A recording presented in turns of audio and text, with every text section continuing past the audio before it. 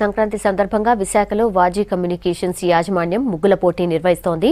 తెలుగు సంప్రదాయాలను చాటి చెప్పేందుకు కార్యక్రమం నిర్వహిస్తున్నామని చెప్పారు వాజీ కమ్యూనికేషన్స్ ఎండీ శ్రీనివాసరావు. ఈ పోటీలకు ఆసక్తి ఉన్నవారు అందరూ అర్హులే అని తెలిపారు. పోటీల్లో గెలుపొందిన వారికి బహుమతులు అందజేస్తామని చెప్పారు. భోగి రోజున ముఖ్యంగా తెలుగు లోగిళ్లలో ముగ్గులు వేయటం మన సంప్రదాయంగా కొన్ని వందల ఏళ్ల నుంచి వస్తున్న సంప్రదాయం.